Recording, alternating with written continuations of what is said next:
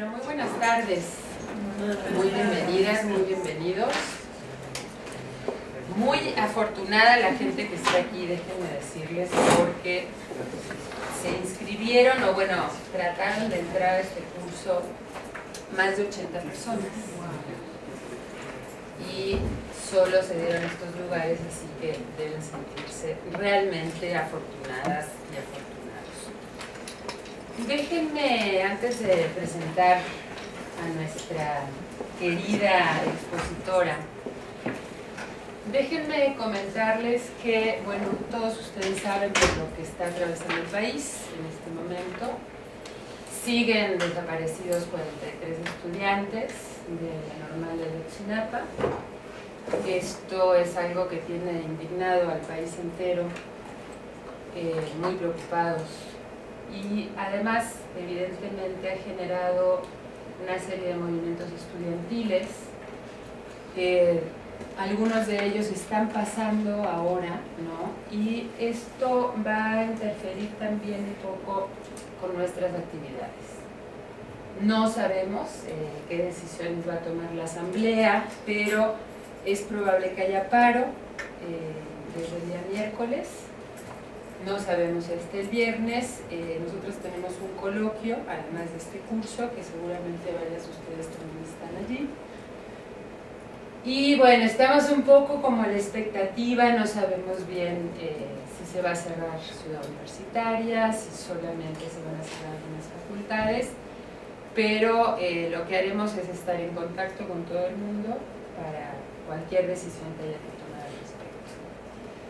Bueno, y pasando a nuestro tema de hoy, que es este curso tan maravilloso que nos va a dar la doctora María Jesús Izquierdo, este curso sobre aspectos estructurales de la violencia de género.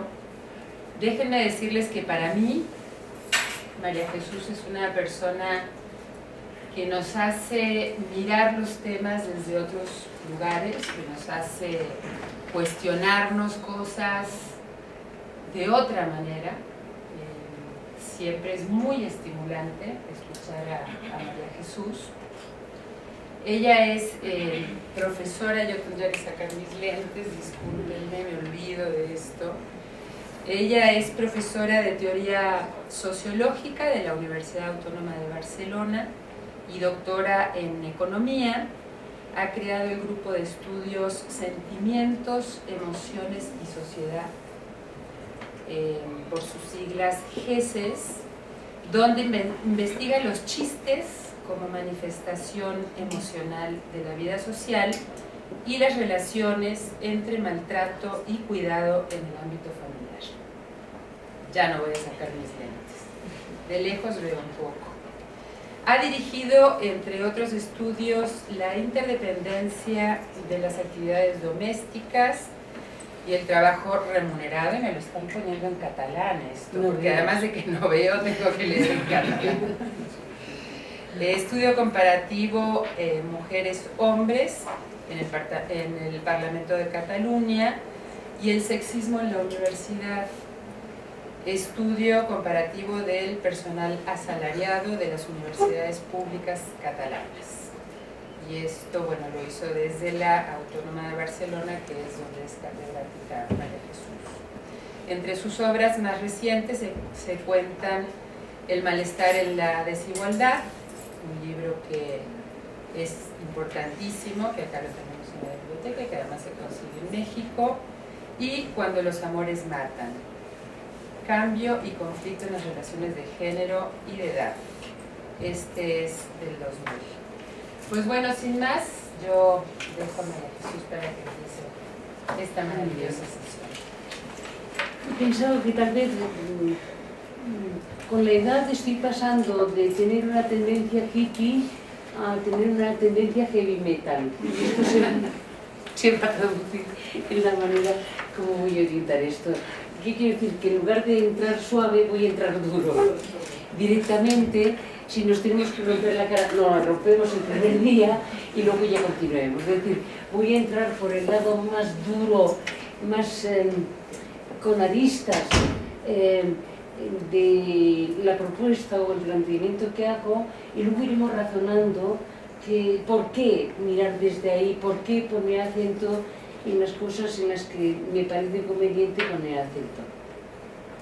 En ese sentido, pues querría, si es posible, ay no, si soy yo misma, si es posible, me digo a mí misma y digo, pues ¿a quién apunto? Ah, ahí, a la pantalla. A la pantalla, pues no pasa de mí la pantalla. Del lado tiene un botoncito que debe estar en el verde. ¿Verde? Sí, si está rojo, ahí va, Juli. Gracias. Es un botón.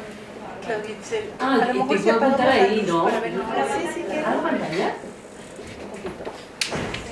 No, es que no está entendido, no te digo, es que claro, que me pones difícil de mi manera. Entonces ya pongo una seda, ¿verdad? Oye, que no lo siento, pantalla, vamos a ver. Yo creo que tienes que dirigirlo a... No, al ordenador debo dirigirlo. No es a la pantalla. No, la pantalla está muerta, que es lo que tengo. ¿Quiere o no quiere? Bueno, es igual, esto. He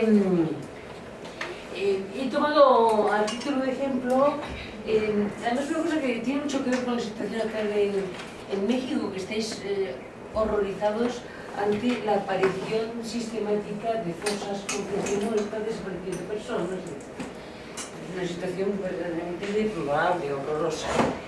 Entonces he querido empezar con un dato y cómo ha quedado en el imaginario de las mujeres, sobre todo, referido a la violencia contra las mujeres. Y es que tenemos muy clara la imagen de las muertas de Ciudad Juárez y la sensación de que se produce en una magnitud abrumadora, espantosa.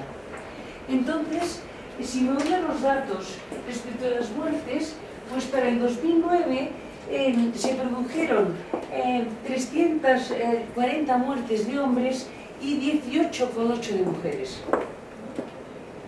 Es decir, que obviamente es una noticia las muertes, pero si atendemos a cuestiones de carácter numérico, destaca claramente que la probabilidad de morir por muerte violenta es más alta en el caso de Ciudad Juárez, en el caso de los hombres y en el caso de las mujeres.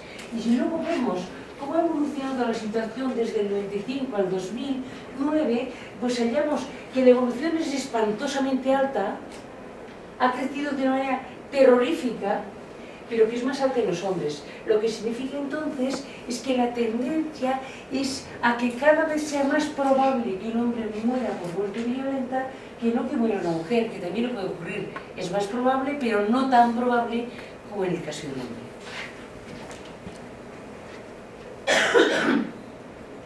Que español. Ah, fíjate, tiene una luz todo. Como en el Pardo cuando se moría Franco. La lucecita del Pardo. ¿Se movió? Sí. Ahora, mira. Entonces, tuvimos, esto es para el conjunto de México. Si tomamos las muertes por homicidio respecto del total de muertes violentas, pues vamos a ver cómo se distribuye. Vemos que en los primeros años de vida no hay una diferencia significativa entre hombres y mujeres. Diríamos que empieza a haber una diferencia significativa en las edades donde una ya es mujer o ya es hombre. Ya se ha configurado socialmente, se ha diferenciado más claramente, ¿no? Entonces, ¿qué hallamos? Pues lo que veníamos diciendo antes. Los hombres se matan entre ellos. Esa es la noticia. Y se llevan unas cuantas de nosotras por delante.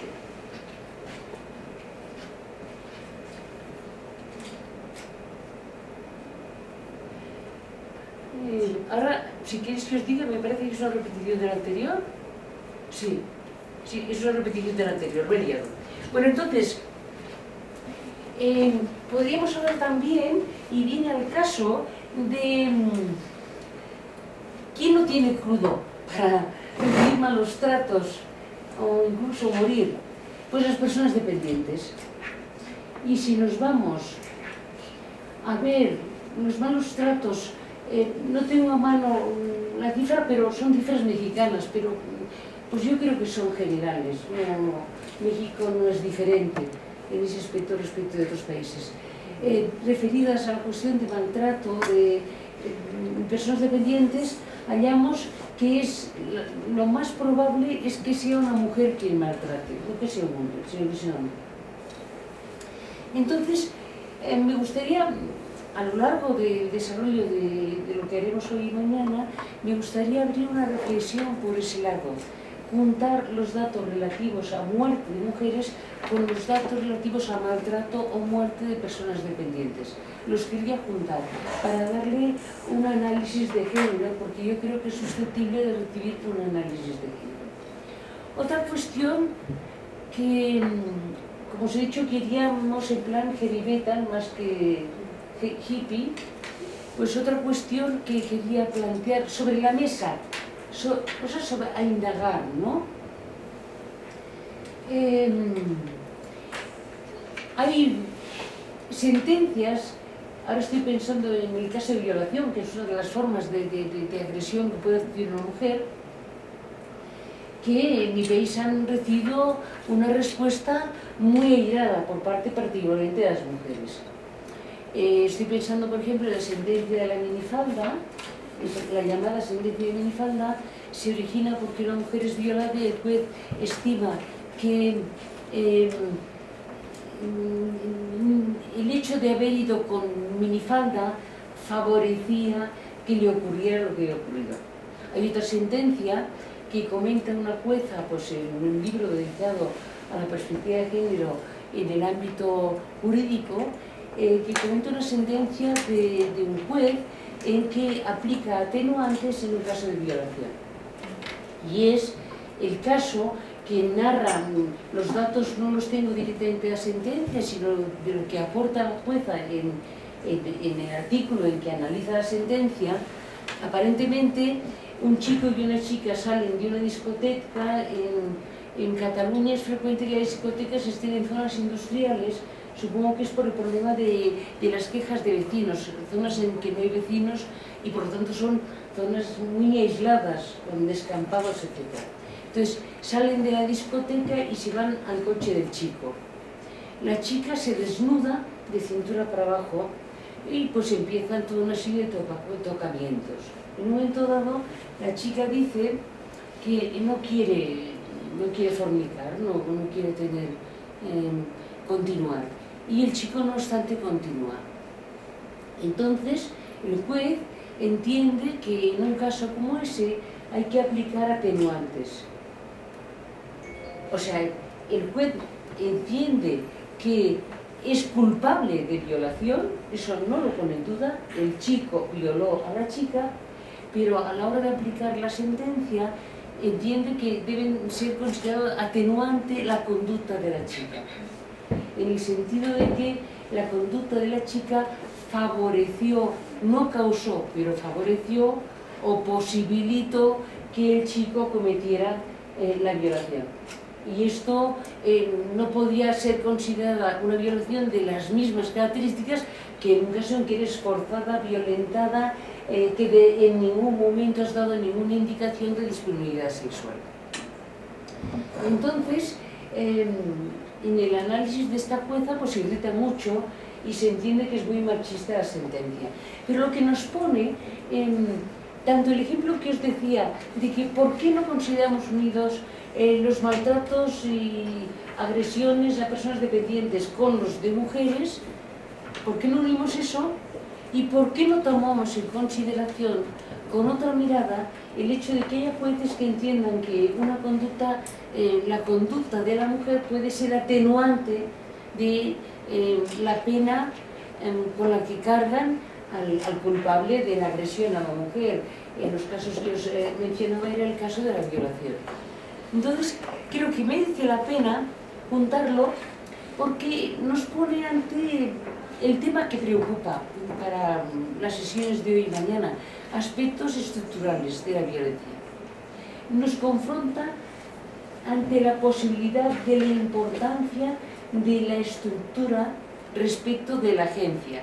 Podríamos decir a grandes rasgos que pues bueno, hay la canción esa de Janet, que es una cursa insoportable, que canta yo soy rebelde porque el mundo me ha hecho así, que quiere decir estructura, o soy rebelde porque me sale de las tetas, agencia. ¿Lo veis la diferencia?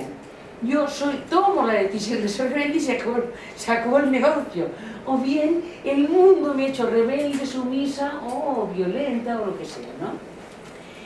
Yo creo que esto es algo que es muy importante considerar.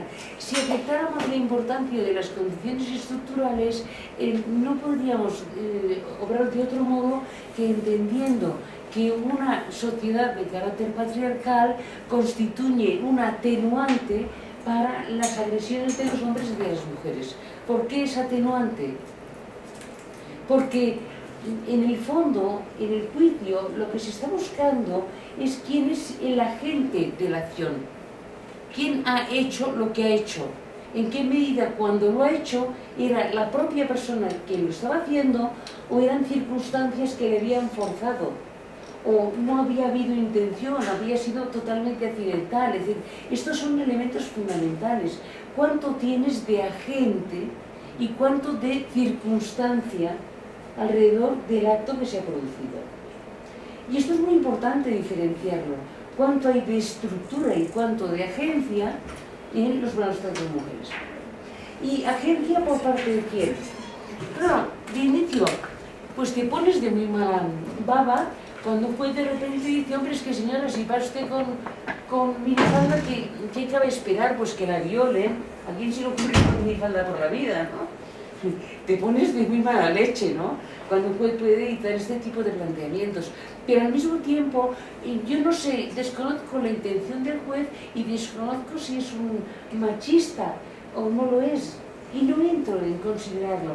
Lo que me interesa es ser agente de conocimiento, no paciente. Y agente de conocimiento es qué interpretación le doy a esa sentencia.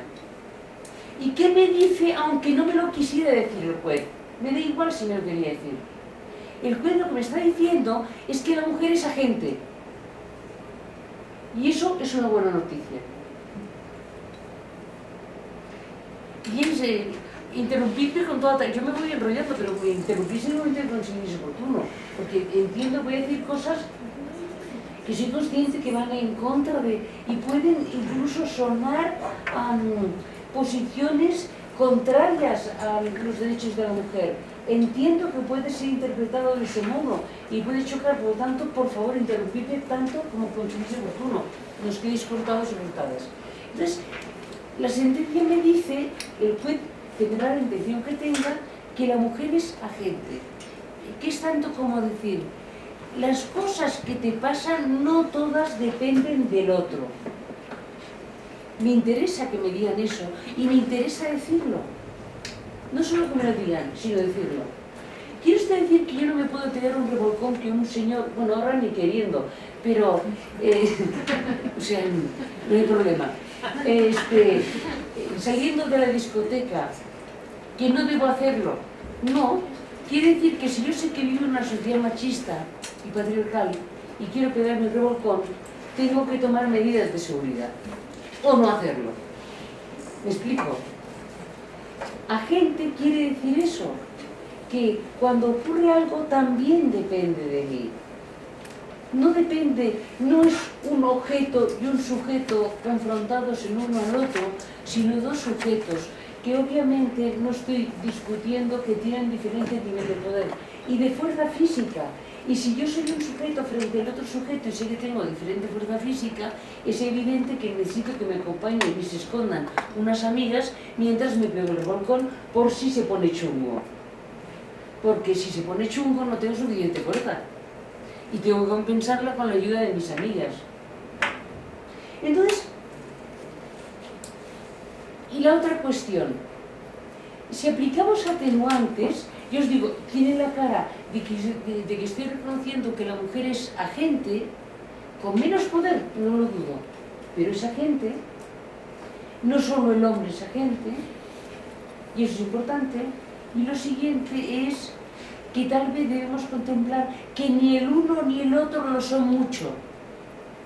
Lo son, pero no mucho.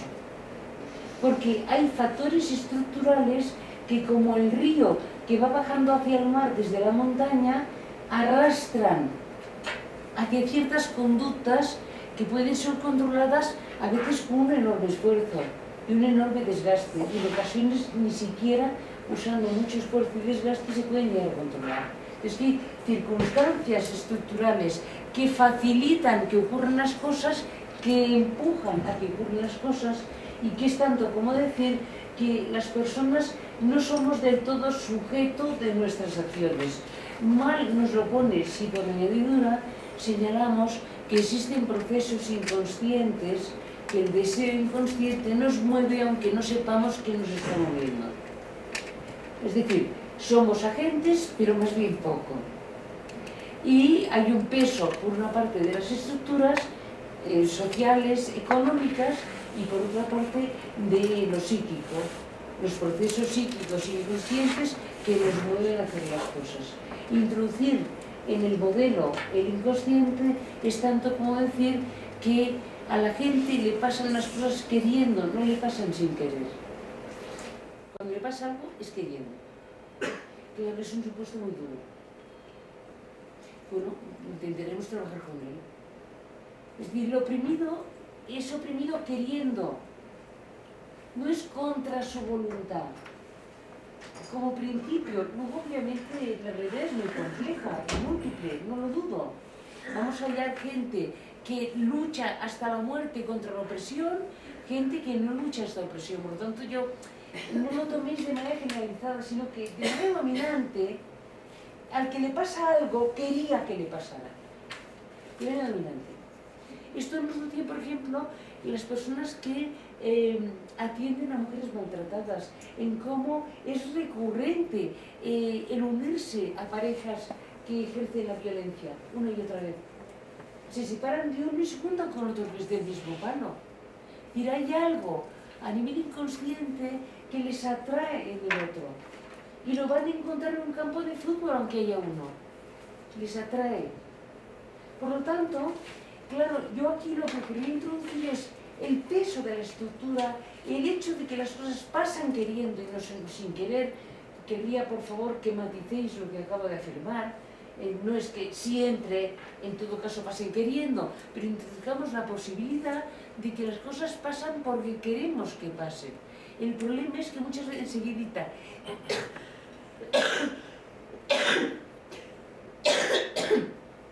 que muchas veces no somos conscientes de lo que queremos. Sí, perdón.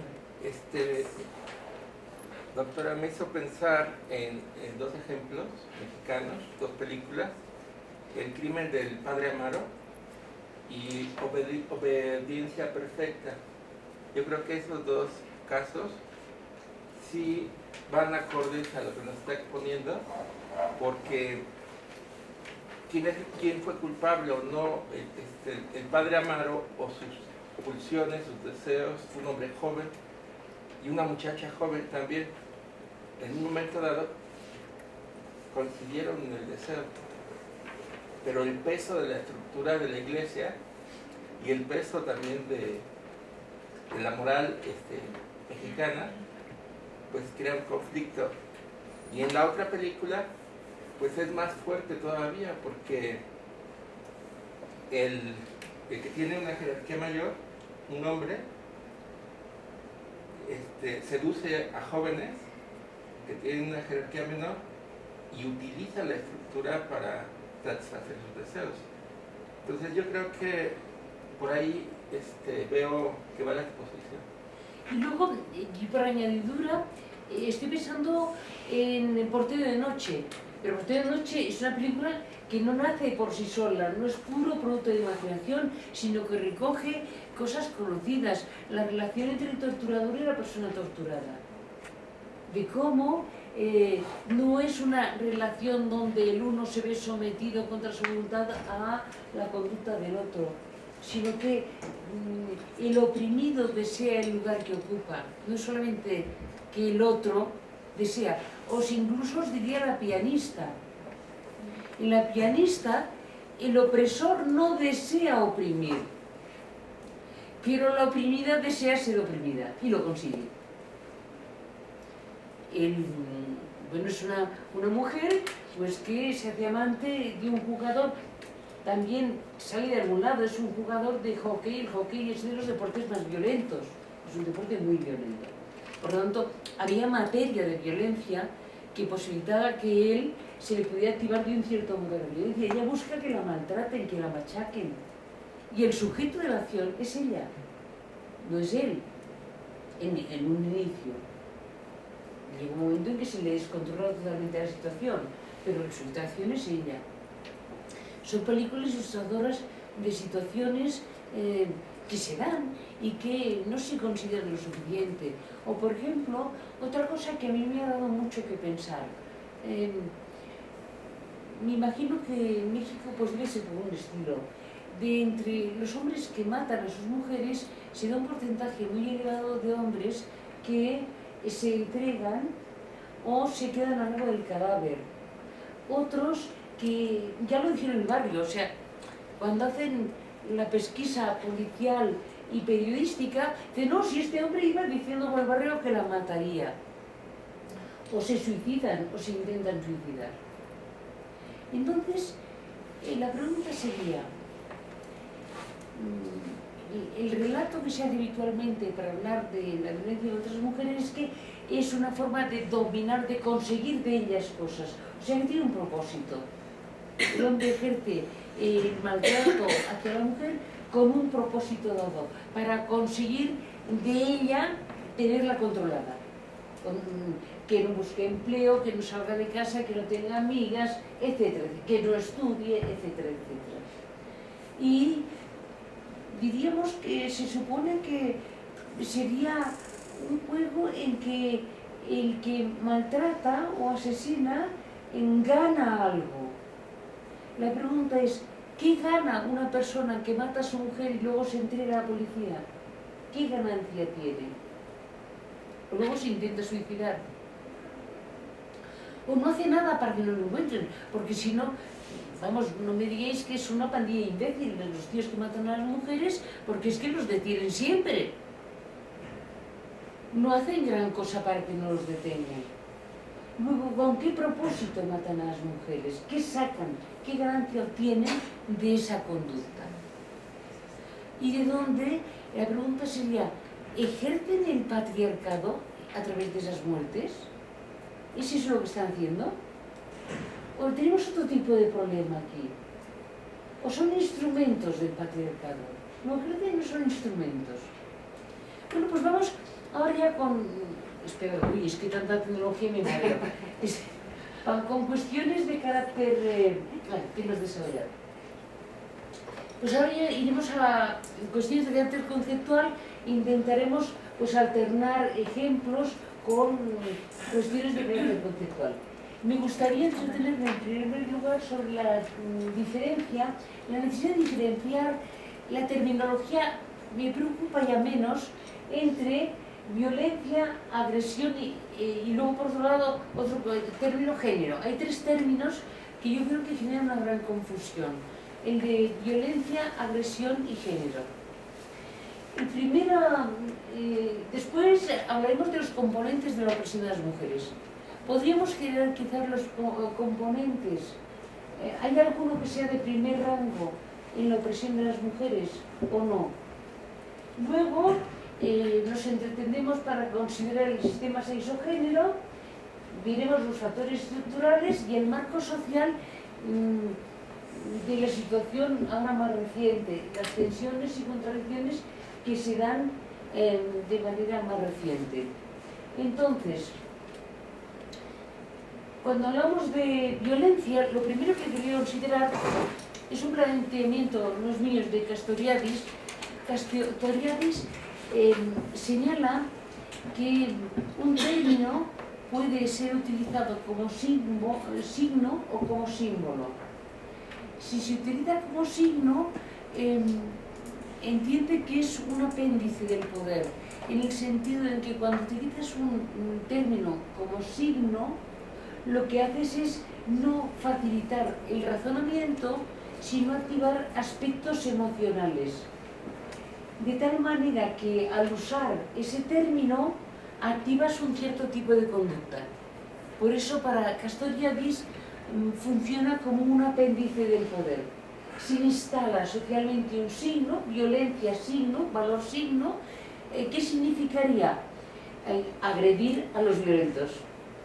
O sea, tú eres violento, a repartir leña, es lo que te pide el cuerpo inmediatamente. No te pide razonar, te pide repartir leña. Y luego está el término que tiene el uso de símbolo. En este caso es un vehículo de ideas que sirve para razonar. Entonces una palabra puede tener valor signo, valor símbolo, la misma palabra. Yo uso el término violencia y esto me puede activar la necesidad de definir qué entiendo por violencia, en qué caso se da, eso no es aceptable, hay diferencias históricas, etc. La uso como valor signo y requiere una respuesta emocional inmediata porque es como decir malo, inaceptable.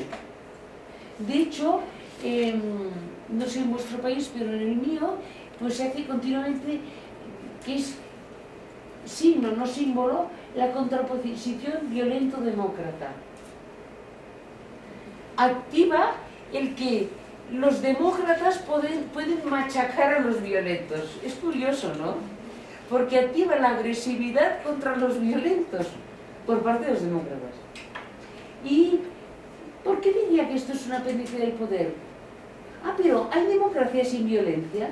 Dicho de otro modo, si no hago huelga consigo una jornada laboral razonable, simplemente hablando con el empresario me va a dar una buena jornada laboral, tengo que parar el tráfico, tengo que molestar. Algo que dice, no, es que las huelgas no han de molestar. ¿Qué coño? Si es que si no molestas no valen para nada. Han de molestar muchísimo.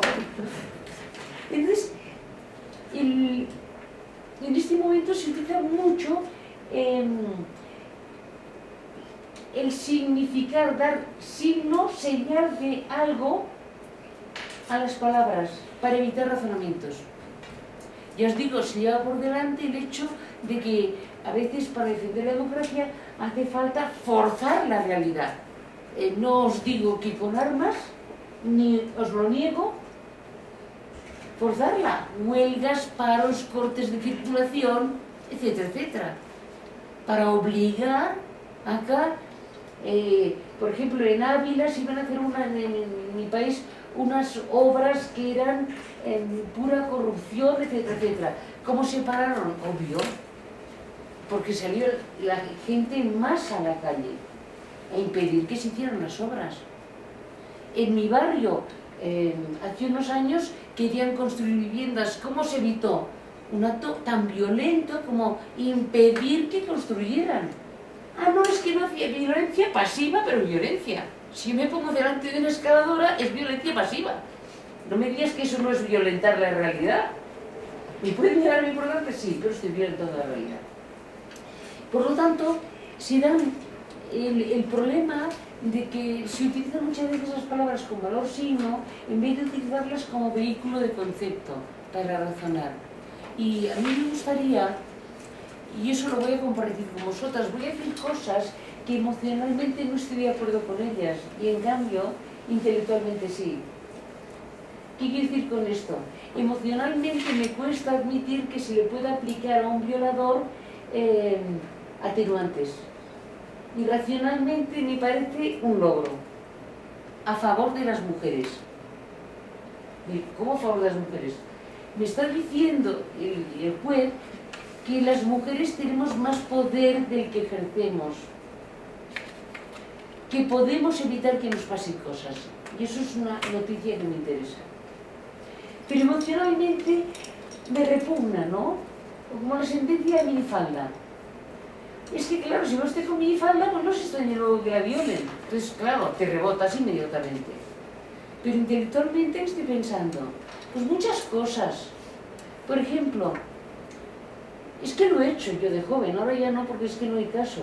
Pero de joven, pues ponerte ¿para qué te ponen minifalda? Vamos a ver. No, lo hago por mi andalla. Te ponen minifalda porque quieres alaridos de los tíos por la calle, que era el propósito con el que yo llevaba minifalda. Y yo no soy un monstruo. Soy vulgarísima en mis deseos.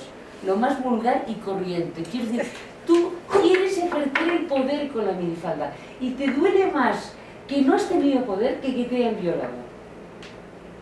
No digo que no te duela la violación, pero lo que es horroroso es la humillación de no haber ganado. Entonces, a nivel emocional te cuesta enfrentarlo de este modo, pero yo sugiero que no confundamos razón con emoción y que, contrariamente a lo que dicen las teleseries americanas, no le hagas caso al corazón, que engaña. El corazón no te fíes nada. Escúchale, pero no te fíes, no es de fiar. No puedes ignorarle.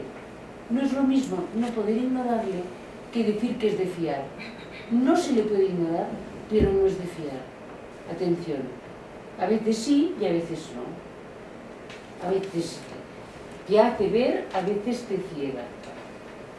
Entonces, vamos ya a la cuestión violencia. Yo os decía, se ha hecho dominante el término violencia respecto de agresión o de maltrato. Lo que me hace pensar es que se pone el acento al abordar estas cuestiones, la violencia apela a la noción de poder, al ejercicio del poder y no al daño. Si se habla de maltrato, se estaría poniendo el acento en el sufrimiento de alguien que ha padecido algún tipo de daño. Si se habla de violencia, se está poniendo el acento en alguien que tiene la voluntad de que ocurra algo, aún confrontando voluntades en sentido opuesto. ¿Veis cómo de diferente es lo uno y lo otro? Pues por la boca se dice más de lo que parece. Y llama la atención que se haya generalizado el término violencia respecto del término maltrato, porque los contextos en que se ha generalizado son contextos sensibles a la mujer y no precisamente contextos insensibles. En contextos sensibles a la mujer se pone el acento en el poder, no en el daño que recibe la mujer. Entonces, a mí finalmente usar una palabra u otra es que me da igual. Lo que me interesa es los conceptos que intentamos decir cuando usamos una palabra. La palabra que finalmente utilicemos, mirad la que queráis, porque se ha hecho tan generalizado el uso de la palabra violencia que es muy difícil ir en sentido contrario, es una batalla perdida. Yo misma cometo lapsus usando la palabra. Yo usaría violencia o conceptualizaría la idea de que hay situaciones en que de modo instrumental ejerzo la fuerza. Violentar sería el ejercicio de la fuerza para conseguir algo, es instrumental. El ejercicio de la fuerza es instrumental a la consecución de algún objetivo. Si lo pudiera conseguir sin ejercicio de la fuerza, pues encantados de la vida. A veces tengo que usar la fuerza, a veces incluso agredir. Yo puedo decirle bien, mira chica, no te busques empleo que te compliques la vida. Ay sí, Pepe, qué razón tienes. Y te quedas en casa. Yo no quiero que salga a trabajar y no he tenido que usar la fuerza. Simplemente le he señalado que no conviene a sus intereses salir de casa a trabajar. O puedo decirle, ¿tú dónde vas? Eres un inútil. O molerla a palos cada vez que sale a buscar empleo. O sea, hay diferentes instrumentos que puedo utilizar para realizar lo que quiero hacer. No hay un único instrumento que puedo utilizar. Diríamos entonces que la agresión forma parte de uno de los instrumentos que se pueden servir pueden poner al servicio de la violencia, al servicio del ejercicio del poder. Porque, ver, poder no es conseguir lo que quiero. Poder es conseguir lo que quiero venciendo resistencias. Cuando por sí mismo no lo lograría. Aquí estoy siguiendo los planteamientos de Weber sobre la noción de poder. Y luego podría pensar en un tipo de agresión, como ya os he dicho, hay actos de violencia acompañados de agresiones, donde se usa la agresión para conseguir el fin que se propone, y algunos en que no. Inversamente, hay agresiones que no están asociadas a conseguir algún fin. No se pretende conseguir nada con ellas. Se agotan en la acción. No van más allá. No buscan una consecuencia. Se agotan en la acción. Estas podríamos denominarlas de carácter expresivo. Y entiendo que en la mayor parte de los casos lo que hacen es expresar un estado anímico. Dicho de otro modo, una persona que se sienta herida es muy fácil que hiera a los demás. Que se siente insultada es más fácil que insulte. Una criatura a la que no le des caso y se siente ignorada y sufre mucho, es muy fácil que dé patadas, que te golpee. Es decir, básicamente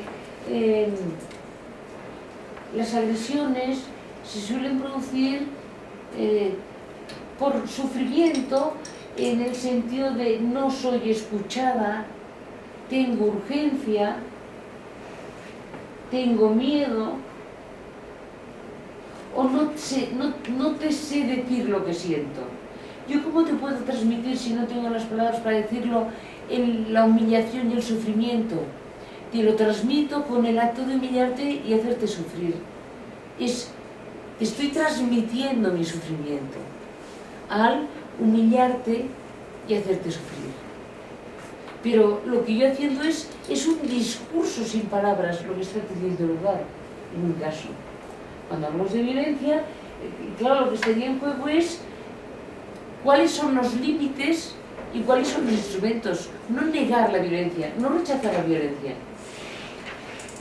Ningún problema con la violencia, es un tema de límites. Respecto de qué sí y respecto de qué no, ¿hasta dónde puedo llegar? ¿Qué instrumentos puedo usar? ¿Son legítimos todos los instrumentos? ¿O es legítimo la consecución de cualquier deseo que tenga? Esa es la cuestión. ¿Hasta dónde puedo llegar? ¿Qué no puedo sobrepasar? ¿Qué instrumentos puedo utilizar y cuáles no es legítimo utilizar? Esa es la discusión. En cambio, la manera como se está planteando es en términos de no a la violencia. Es un graso error. Sí a la violencia y disputamos los límites de la violencia. O sea, ¿pero qué hay de malo en querer conseguir las cosas aunque se ponga chungo conseguirlas? Que es resumiendo lo que es la violencia. Conseguir las cosas aunque esté difícil conseguirlas. En eso no hay nada malo. Hay de malo en qué es concretamente lo que quiero conseguir, a qué coste, qué medios voy a usar. De eso tengo que discutir. Esto puedes hacerlo, pero el otro no. Puedes usar este medio, pero no el otro. O sea, ¿es legítimo que una madre fuerce a sus hijos a comer verdura? Sí. Pero dentro de ciertos límites. Hombre, si para que coma verdura le pones un embudo y le tapas la nariz, lo veo como un poco bestia, ¿no? A lo mejor que no coma verdura. O sea, hay unos límites de aquello que mediante el ejercicio de la fuerza puedes realizar y aquello que no es admisible. O sea, tu objetivo no justifica lo que estás haciendo. Yo no puedo conseguir que mi hijo o mi hija estudie encerrándonos en casa durante un año sin salir a la calle. Lo siento, si el coste de que estudie, habría que ver qué resultado tendrías además si realmente consiguieras que estudiase. Pero si el coste es ese, a lo mejor habrá que abandonar el objetivo de que estudie. Es decir, que el problema que está en juego no es rechazar de la violencia, al contrario. Hay un acto de violencia en vivir tantos años como vivimos, porque de forma natural la pagaríamos a los 35 o 40 años. Entonces, ¿cuál es el problema de la violencia? Por lo tanto, el primer mensaje sería este. No pasa nada con la violencia, y bienvenida sea la violencia, pero con límites, pero valorando los instrumentos que vamos a usar. Ahí sí que tenerlo muy claro. Hay cosas que no se pueden admitir. ¿Que quieras una cosa? Sí, pero no a cierto coste. No se puede admitir. No usando estos medios. ¿Cuál sí sería un ejemplo de aceptar la violencia por un niño? O sea, más que este rechazo de decir no a cualquier costo que el chico estudie o que tome las verduras, pero entonces sí que, ¿cómo pues por ejemplo, un acto de violencia en las relaciones hombre-mujer. violento es forzar a que ocurra una cosa. Yo puedo forzar una cosa con una huelga de vaginas caídas, por ejemplo. Es un acto de violencia. Entiendo que es un acto de violencia. La relación de pareja es una relación que entraña relaciones sexuales. Es intrínseca la relación de pareja. No vamos a decir que es una cosa que va por ahí. Es intrínseca la relación de pareja. Si yo me niego sistemáticamente a tener relaciones sexuales con un hombre que no frega los platos, estoy violentándole, ¿sí o no? Es legítima, del todo legítima. Más lo tendríamos que hacer. Todavía lo hacemos poco. Es decir, no claro, con el ejemplo que te he puesto, lo que esperaría que se pusiera en evidencia es que hay más violencia de la que reconocemos y que en cambio rechazamos la violencia. Hay dos cosas en juego. Que cosas que no tomamos como violentas son actos de violencia y qué pasa con la violencia. ¿Por qué tanto problema con la violencia? Porque hacemos trampa. Como no hay problema con la violencia, no definimos como violento lo que sí es violento. Y resolvemos el problema. Mi sugerencia sería enfrentarlo de cara. El ser humano está empeñado en salirse con la suya y me parece muy bien, moralmente. Pero no a cualquier costa. No utilizando cualquier instrumento. Y llamémosle violencia a lo que es violencia. ¿O no es violencia que un hombre llegue a casa y la mujer le llega a casa y haga un comentario con los hijos y la mujer les diga a los hijos, se empareje con los hijos y no con el marido, y les diga a los hijos, dejad que cuando se vaya el Papa ya lo arreglaremos? ¿Eso no es violencia? ¿En qué pueblo no es violencia esto? ¿O una mujer que desprecia a su marido porque no gana suficiente dinero? ¿Tampoco? Es decir, la violencia es un hecho de la vida cotidiana. Obviamente, para poder negociar y poner límites sí que se debe reconocerla. Y si no se reconoce y no se acaba con el expediente de mi novio no me deja que me pinte o que me ponga falda corta, no se arregla con ese expediente, es más complejo que todo eso. Entonces, respecto de la agresión, pues diríamos, esa parte en que puede haber un acto en que se produzcan agresiones, daño a las personas y que la persona que agrede no tiene un propósito definido. Y está expresando algo, está expresando urgencia, que no le hacen caso, que no le escuchan. Los niños habéis visto que se ponen muy violentos cuando no los escuchas, ¿o no? Es típico. Cuando te está diciendo algo y tú no lo escuchas, empieza tirándote de la falda y acaba a patadas contigo hasta que le haces caso. O tiene miedo. La persona que está asustada puede agredir. Entonces una forma de prevenir una agresión es no asustar. Cosa curiosa, ¿no? O el sufrimiento. Yo no te sé decir cómo de humillado estoy y te lo hago. O sea, ¿cómo te lo digo haciéndolo? Sería lo que en psicología se llama un acting out, que pones en acción el sentimiento porque fracasas en verbalizarlo, no consigues verbalizarlo, pero tienes que transmitirlo, y lo transmites a través de acciones. Hablamos durante la comida, imaginaos un hombre que, bueno, pues las condiciones laborales han empeorado de manera considerable. En este momento, pues en mi país pueden pedirte cualquier extensión de jornada laboral, no pagan horas extra, despiden a la gente con toda facilidad. La situación está muy degradada en el ámbito laboral. Ahora tú suponte que un hombre ha asimilado que su obligación es mantener a la familia y se dice a sí mismo, ¿se miente o no se miente a sí mismo? Mira, chica, yo hoy no puedo entrar. Pero lo que se dice es que si aguanta tanta humillación y tanta machaque es porque tiene que mantener a su familia. Si no fuera así, no lo aguantaría. A lo mejor es simplemente un cobarde, no lo sé. Pero lo que se dice es eso. Entonces llega a casa totalmente machacado. Totalmente machacado.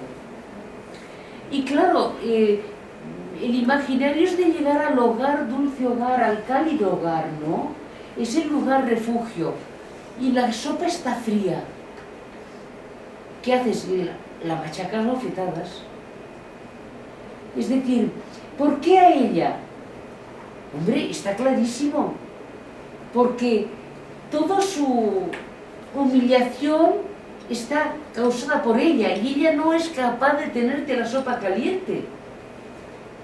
Cuando él se dice a sí mismo que aguanta toda la humillación, todo el machaque laboral, porque tiene una mujer y unos hijos que mantener.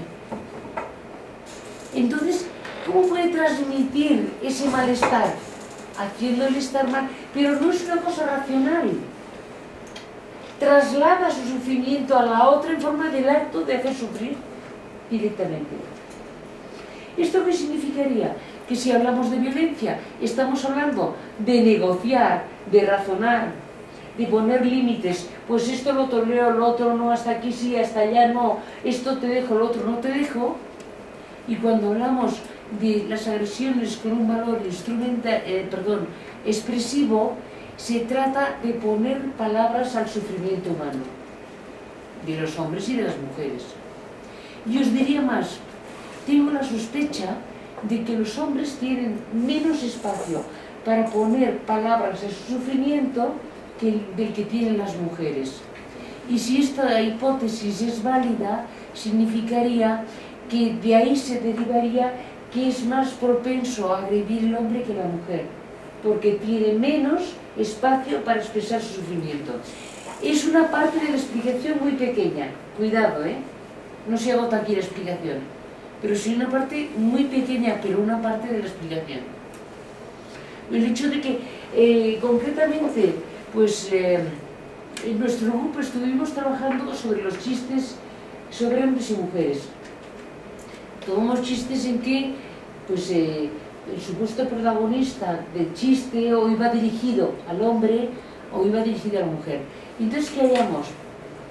Pues las expresiones de sufrimiento se hagan sobre todo en chistes que tienen que ver con los hombres. En los chistes con las mujeres, frustración, pero no sufrimiento. A título de ejemplo, ¿qué es el colmo? Uno en que vemos la frustración que no el sufrimiento de la mujer. ¿Cuál es el colmo del matrimonio? Pues que queriendo tener un jaguar en el garaje, un visor en el armario y un tigre en la cama, acabas con un cerdo en la cama, un panda en el garaje y un conejo en el armario. Eso es frustración, no es sufrimiento. Yo esperaba una cosa, el matrimonio tiene un valor instrumental para mí, para conseguir pues jaguar y hace reír. ¿Hacer reír qué quiere? ¿De qué nos reímos? De cuando nos pillan. ¿Habéis visto que da risa cuando te pillan? Pues nos han pillado por ahí. O el otro, en que se ve sufrimiento, un par de sufrimiento de hombre. Uy, de palo, pobrecitos hombres cuando sufren. Me vais a romper la cara, y luego me diréis que no soy violentas. Sigo. ¿Cuándo grita una mujer al hacer el amor? Cuando te la limpias en las cortinas. ¿Esto no es sufrimiento? ¿Os podéis poner en la piel de un hombre para que diga esto? El dolor atroz que significa que una mujer no grite de placer cuando está entre tus brazos. Espantoso, ¿no? O el otro, pues va, María, nos echamos un kiki y de ahí no que tengo una jaqueca espantosa. Y es un día y otro día, otro día. El rechazo sistemático de la mujer. Dice, coño, es que ya lo entiendo porque lo rechaza, porque la fiesta del tío está al gorro, porque pasa de los niños, pasa de la casa. O sea, la explicación la tengo, pero vamos a ver qué siente él.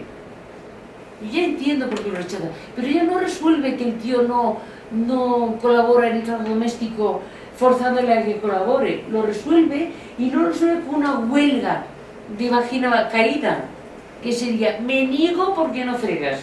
Sería un tema. Simplemente tiene jaqueca. No dice que no quiere, dice que no tiene. Entonces, podéis entender el sufrimiento. ¿Veis las diferentes estrategias? Yo entiendo perfectamente legítimo que una mujer, ¿cómo una mujer puede hacer el amor? Y le llaman amor a eso, con un tío que pasa olímpicamente de los problemas domésticos. ¿A eso le llaman amor? Entiendo perfectamente que se niegue. Pero lo que agrede al hombre y no ayuda a la mujer es decir que tengo jaqueca, ¿no? Agrede al hombre porque lo rechazas, pero ¿qué tipo de aportación le hace a la mujer decir que tiene jaqueca y negarse a sí misma a tener relaciones sexuales? O sea, ¿qué ganancia tiene la mujer con esto? Entonces, bueno, pues el tío pues le va diciendo, ¿no? A ver si cae. Y el tío siempre tiene jaqueca. Tal que un día llega el tío a casa y le da un vaso de agua y le aspirina. Toma María, tómate la aspirina. Dice, ¿la aspirina para qué? Dice, para la jaqueca. Dice, si no tengo jaqueca, pues a follar. En el fondo de ese tipo de chistes hay sufrimiento. ¿O no? ¿Qué leéis? ¿Podéis poneros en la piel de un hombre que se siente rechazado por su mujer día tras día, tras día, tras día? Cuando el objeto de deseo por excelencia es la mujer.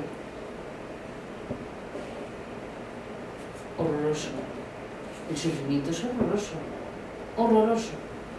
Y entonces lo que diría es que deduzco que hay más espacios para que la mujer exprese su sufrimiento que espacios para que el hombre los exprese.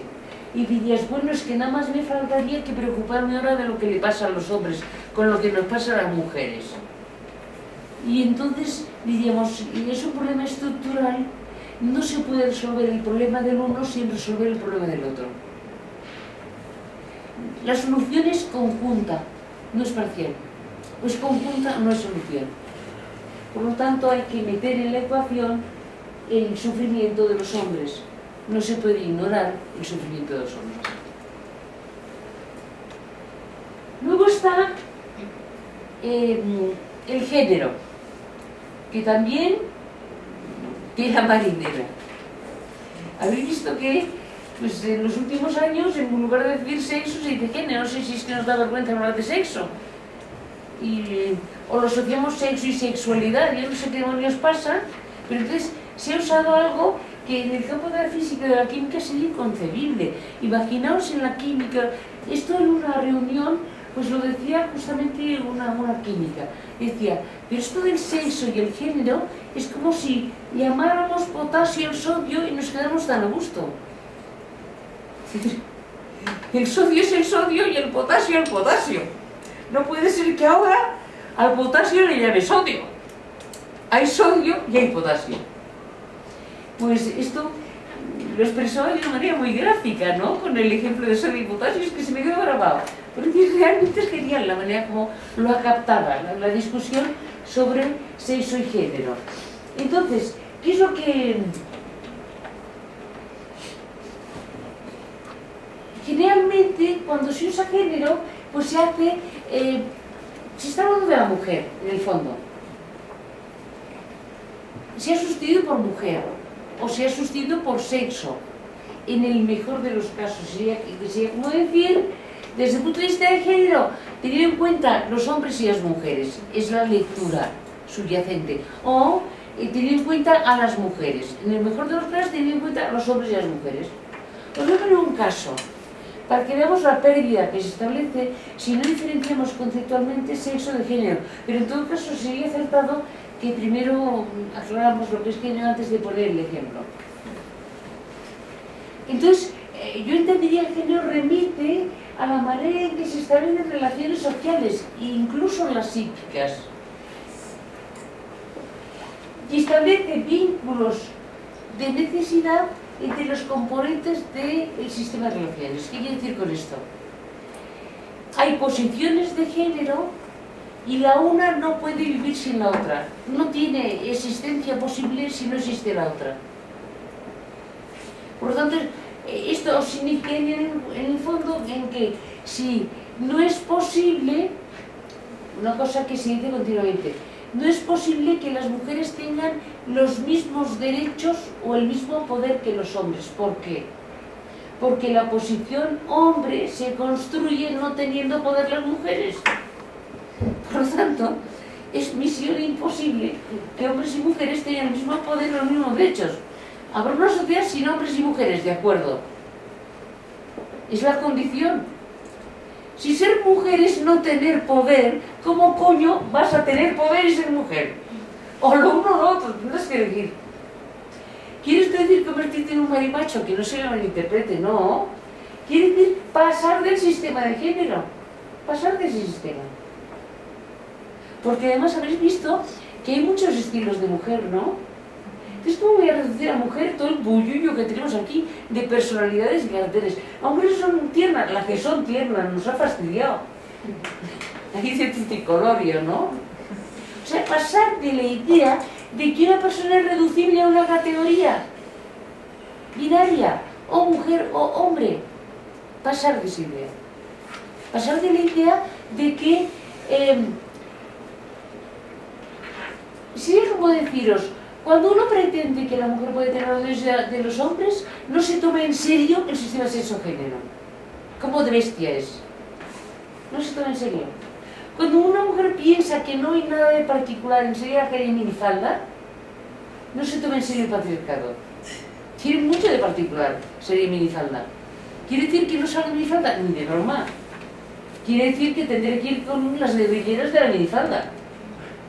O sea, no que no vaya con minifalda, sino que en un sistema patriarcal una mujer con minifalda es objeto de depredación de cualquier tío que pase por la calle. Ese es el sistema en el que estás. Lo puedes cambiar, sí. Sobre todo si no consigue depredarte. ¿Y cómo consigue? No si provocas que te deprede, si no consigue depredarte. Hombre, y si ese encima, a pesar de provocarle, mejor todavía. Lo intenta y no lo consigue y es la monda. ¿Me pilláis? O sea, si no puede depredarte, ¿quién te depreda? Cuando tiene un indicio de objeto de depredación, es cuando pones en cuestión el sistema. No porque no le dejas o es pecado que te deprede. No es que es malo, es que no puede, es que no le dejas. No se trata de que él quiera o no quiera, sino que no puede hacerlo aunque quiera. Entonces, yo os digo, hay relaciones de necesidad entre el uno y el otro. Sería el caso de el ama de casa y el ganador de pan. Sabemos que en este momento la mayor parte de las mujeres pues, tienen un trabajo remunerado a partir del doméstico, pero también sabemos que son principales responsables de la atención de la familia. Entonces, que haya una relación estructural significa que hacer una carrera profesional es misión casi imposible si no hay alguien en casa que se ocupa de la familia. O sea, hay una exigencia estructural de que alguien se ocupe de la familia y no tú. Hay una exigencia estructural. No podrías hacerlo si no hay alguien en casa. O inversamente, yo no podría ocuparme de la familia si no hay alguien que sea principal responsable de mantener a la familia. Eso es relación estructural. Que mi vida es muy complicada si todos trabajamos fuera de casa, porque el día que se me estropea la nevera es un drama, porque no tengo manera de montarlo. O el día que el niño están enfermos y no pueden ir al colegio. Eso es exigencia estructural. Exigencia estructural quiere decir que tú y yo teníamos claro que los dos seguíamos una carrera profesional, pero la vida es insufrible y es una tensión continua atender a los niños que se ponen enfermos cada 2 por 3, teniendo los dos que acudir al trabajo. El trabajo del uno o del otro va a pagar.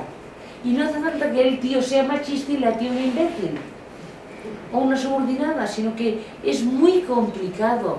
La vida es muy dura cuando no te sometes a las exigencias de la estructura. Nadie te manda, te mandas tú y por tu conveniencia, no es contra tu conveniencia. Porque no quieres ni puedes pagar el coste de actuar en contra de la exigencia estructural. ¿Consigo explicarme? Nadie te va mandando, quédate en casa. Y de hecho, a veces llevas al niño al colegio con fiebre, te haces la distraída. Esas madres que llevan a las criaturas con fiebre, pues claro que llevan con fiebre, hay novedad. ¿Cómo quiere que la lleven? Imagínate cómo estará esa mujer y ese hombre que llevan al niño con fiebre y se hacen los despistados. ¿Habrá algún cara? Sí. Pero la mayoría tiene una angustia y no te explico. Entonces hay una exigencia estructural en que acaba culminando, en que es insoportable, no hay quien lo aguante, no hay quien lo aguante. Y hoy o hay abuelas, que este mundo funciona con las abuelas, no sé si lo sabíais, que me lo digan a mí, o la cosa está chunca, exigencia estructural. Aquí vamos al terreno de cuánto de agentes somos la gente, es decir, cuánta agencia hay en nuestros actos, cuánto hago queriendo hacer lo que hago fruto de mi elección libre, qué grado de libertad hay en mi elección cuando la alternativa es que me despidan, o me voy o me despiden, porque la niña ha empezado a ir a la guardería y cada 3 días tiene fiebre, que ya sabéis lo que ocurre. El primer año de guardería es una tragedia, porque se pasa, y no hay abuelas por medio, no. ¿Cómo de libre es la elección de esa mujer o de ese hombre? Y te diría, y por otra parte, ¿cómo de machista es el hombre si él gana un 130% respecto de la mujer? A ver qué van a elegir. ¿Hace falta ser machista para elegir que conserve el trabajo del hombre? No hace falta ser machista. Es decir, no hace falta explicarlo todo en clave de machismo individual, voluntad individual. O sea, no hace falta que una persona sea machista deliberadamente para que tenga conductas patriarcales, porque se requiere contemplar el peso de las estructuras que favorecen mucho que se actúe en un sentido y no se actúe en otro sentido. Entonces, a ver, estoy maravillada con esto. Sí, tomaría, me gusta mucho la definición que da, bueno, esto está mal puesto, va a tener la significación cultural que asume el cuerpo sexuado, lo dice Gail Rubin. Fijaos qué bonito. Significación cultural es que el cuerpo se toma con valor signo. Cuerpo luego, un cierto cuerpo luego ternura. Le atribuyo cosas. Allí donde veo un cuerpo sexuado, le atribuyo cosas, ciertas características, ciertas capacidades, etcétera, etcétera. Y una cosa me gustó mucho es que dice cuerpo sexuado, no dice sexo. Es muy bonito. Muy bonito, digo, en términos conceptuales, porque, a ver, hay belleza intelectual también, no todo es pintura y música.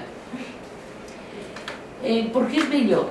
Porque lo que te está señalando es que no hay hembras y machos, hay cuerpos con caracteres sexuales de un tipo o cuerpos con caracteres sexuales de otro tipo. Es muy diferente, ¿eh?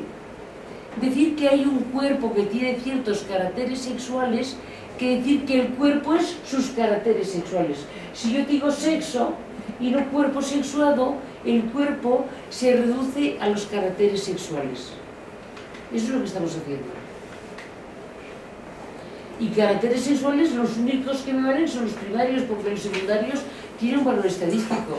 Es decir, todo lo que no sea testículos, ovarios, óvulos y espermatozoides, y vagina y pene, todo lo demás es estadístico. Por ejemplo, la cantidad, el peso de las de la testosterona. Es variable a lo largo de la vida. Las mujeres mayores tenemos más testosterona que las jóvenes, lo siento, pero es así. Sube el nivel de testosterona después de la menopausia. ¿Y por qué no digo lo siento, pero es así? Porque tengo mala leche. Anda muy bien. Lo digo en ese sentido. Entonces, diríamos que es un poco absurdo decir que hay hormonas femeninas o masculinas, sino que hay equilibrios hormonales, proporción de ciertas hormonas respecto de otras hormonas que dan como resultado una configuración femenina o masculina. Pero no que una hormona per se sea masculina o femenina.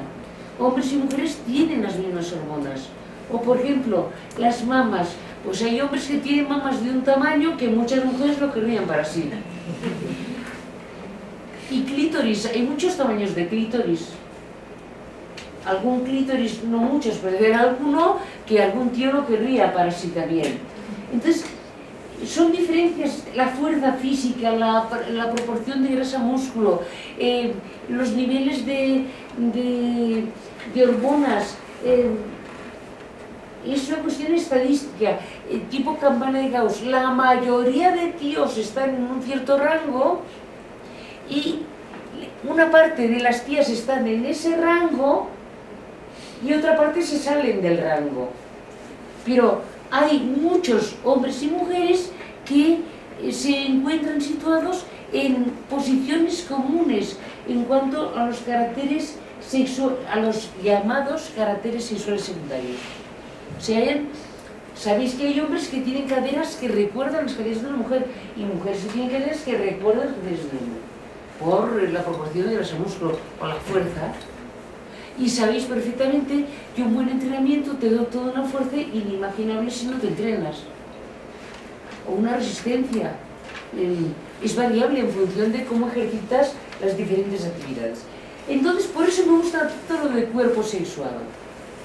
Porque no reduce el todo a la parte, que son los caracteres sexuales primarios.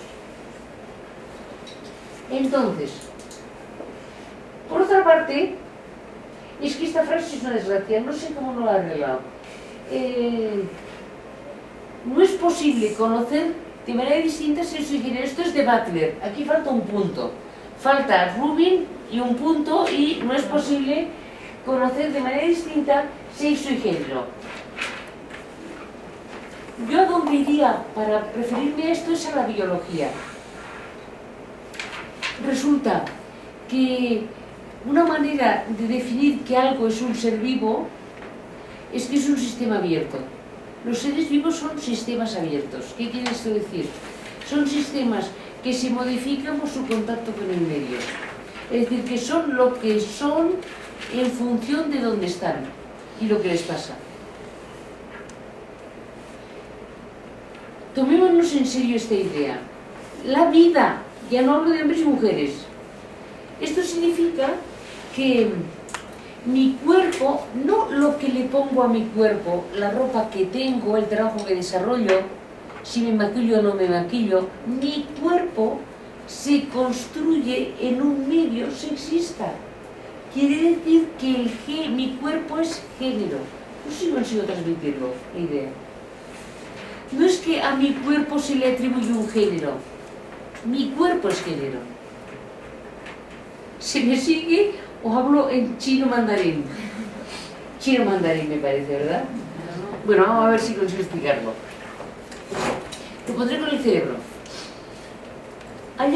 ¿Sabéis qué? Bueno, cuando se trata de argumentar el por qué las mujeres no ocupamos espacios sociales equivalentes a los hombres, pues se ha recurrido de manera sistemática a la biología. Y uno de los recursos que se ha utilizado es las diferencias cerebrales. Entonces, Laborit, un biólogo, un neurólogo, tiene un libro que se llama La paloma asesinada. En este libro hace referencia a una cultura, no raza, en que se halló que los cerebros tenían características comunes. ¿Sabéis que se dice que las mujeres tienen una escasa diferenciación cerebral? O sea, tienen todo mezclado. Te hemos echado un follón. Entonces, Bueno, pues en esa cultura lo tenían todo mezclado. No tenían claramente diferenciadas las funciones cerebrales. Entonces, lo que él lo toma como ejemplo a título de explicar que las condiciones ambientales configuran la morfología del cerebro. Que es tanto como decir que si mi cerebro es producto de un sistema sexista, mi cerebro no es solo sexo, es también género. No es que no sea sexo, no es que no sea diferenciación sexual, pero que yo no puedo distinguir sexo de género. ¿Cuánto de que mi cerebro esté diferenciado es atribuible a las diferencias genéticas y cuánto a los estímulos culturales que he recibido por haber sido reconocida como mujer? No es posible diferenciarlo, lo uno del otro. De donde el cuerpo también es género. Y de donde la discusión no sería me tienes que dar lo mismo que tienes tú porque yo valgo lo mismo que tú. Eso es de pardillas. No sé si pardilla es una palabra que se usa. Pardilla es criaturilla. Ay, cuánto tiene que aprender. Sería como decir, el problema no es, por varios motivos. Cuando yo digo, yo sé, tengo las mismas capacidades que tú y no me lo das, estoy adoptando una posición liberal. Y ser liberal es pecado, que lo sepáis. Por si acaso no, eso al infierno de cabeza con los liberales. Entonces, es liberal en el sentido en que se supone que lo que tengo es atribuirle a mis méritos. Y significa que mis méritos son míos. ¿Qué quiere eso decir? Que no han intervenido condiciones estructurales en que yo tuviera unos méritos y no otros. ¿Me explico? A ver, tiene el mismo... si yo hago algo maravilloso, prodigioso, pero sucede que desde que nací vivo en un clima intelectual, con una biblioteca increíble, donde las conversaciones son de un cierto nivel, no es sorprendente que pueda asimilar sin dificultades ciencia política, filosofía, lo que sea que esté estudiando. Que si me encuentro en un entorno donde en casa no hay un solo, el único libro que hay es la guía telefónica, y eso hace poco porque hasta hace poco no teníamos teléfono. Es decir, ¿es mi mérito lo que sé y lo que hago? Bueno, fastidiemos. No es mi mérito. O sea que caemos de patas cuando se entra en la discusión de ese equivalente de yo puedo lo que tú puedes, caemos de patas en una concepción meritocrática de la sociedad, que es una concepción totalmente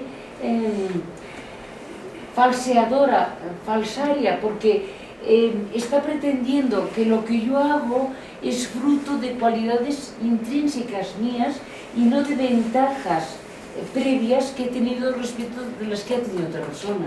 Estoy ignorando esas ventajas que yo he tenido y no ha tenido la otra persona. Entonces, y el segundo tema, si yo le contesto, sí, es verdad, soy imbécil, te lo reconozco. ¿Sabes qué quiere decir eso? Que me debes mucho. El primer caso es me merezco mucho. Y el segundo es me debes mucho. ¿Veis la diferencia? Si no lo veis, no iréis al infierno, ¿eh? Solo van al infierno los liberales, de momento. Ya veremos si mandamos a alguien más al infierno. Pero de momento solo los liberales. Si yo soy tonta, si yo no me esmero en demostrar que soy lista, sino que asumo que soy tonta, cortita, entonces, y yo entiendo que mi capacidad intelectual está asociada a factores de carácter social e histórico, o sea que, dadas ciertas condiciones sociales, se ha desarrollado mi cerebro de un modo peor al que se ha desarrollado el tuyo. ¿Qué es la respuesta cuando me dices, eres tonta? Sí, por lo tanto me tienes que dar más. O sea, sí, por lo tanto, tienes que compensar el daño que me ha infligido la sociedad al hacer de mí una persona tonta. ¿He conseguido explicarlo mejor o todavía no?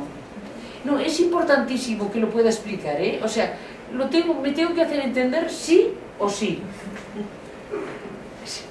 Pues no sé si ayude poner sobre la mesa un estudio de caso, un estudio familiar, porque en nuestra familia no había antecedentes de nadie que estudiara la universidad. Yo soy el hermano mayor y tenía todo en contra, realmente. Entonces no sé cómo le hice, me daban para comprar tenis, me iba a comprar libros usados, etc. Y nada más voy a hablar de los 4 hermanos grandes. Los siguientes tuvieron como un camino más libre, y la lucha fue precisamente contra la estructura patriarcal de nuestra familia, donde mi papá pues estaba frustrado porque no fue ingeniero petrolero y terminó de 1000 usos y de taxista. ¿Y terminó, perdón? De 1000 usos, o sea, de trabajar en muchos empleos. Sí. Y terminó como taxista. Entonces, ahí sí yo pienso que muchas veces los hombres construimos nuestra masculinidad en lucha directa contra el padre. Y bueno, 2 hombres y 2 mujeres, las 2 mujeres siguientes igual tuvieron posibilidad de entrar en la universidad, terminamos los 4 universitarios, y no sé, sería cuestión de preguntarle a mis hermanas si enfrentaron problemas diferentes a los míos, ¿no?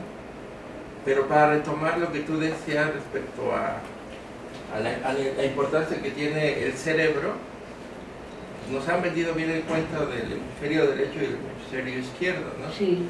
Pero para llegar a lo que tú estás planteando, pues evidentemente yo como sociólogo digo que el peso está en la estructura y que el peso está en las posibilidades, en las oportunidades con Pierre Bourdieu, ¿no? O sea, los herederos.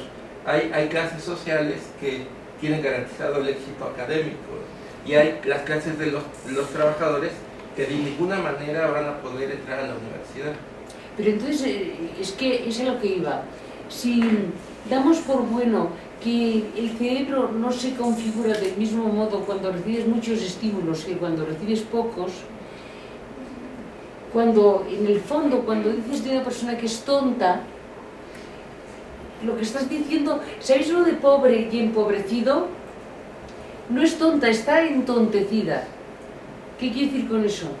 Que las condiciones sociales han favorecido que su cerebro tenga unas capacidades limitadas. ¿Me vais siguiendo?